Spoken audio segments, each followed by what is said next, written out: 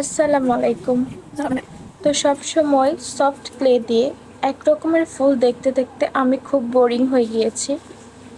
আজকে একটু নতুনভাবে একটা ফুল বানাবো, রোজ বানাবো সফট ক্লে দিয়ে। ফুলটা কিভাবে বানিয়েছি এটা আসলে আমি মুখ দিয়ে বলে বোঝাতে পারবো না। আপনারা ভিডিওটি একটু খেয়াল করলেই বুঝতে পারবেন ফুলটা আমি কিভাবে বানিয়েছি। স্ক্রিনে যেভাবে দেখানো হচ্ছে এভাবে যদি তারপর একটা করে পাপড়ি বসানো হয় তারপরে দেখা যাবে একটা সুন্দর রোজ হয়ে গিয়েছে।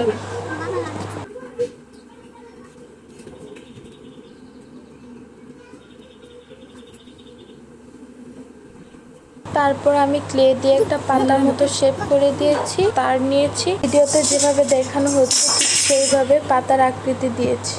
ফুলের ডাঁটাটা যদি শুধু ক্লে দিয়ে বানানো হয় তাহলে কিন্তু এটা শক্ত হয়ে দাঁড়িয়ে থাকবে না। কম চিকন তারগুলা ব্যবহার করেছি। এই যে আমার ফ্লাওয়ারগুলোর ফাইনাল রেজাল্ট।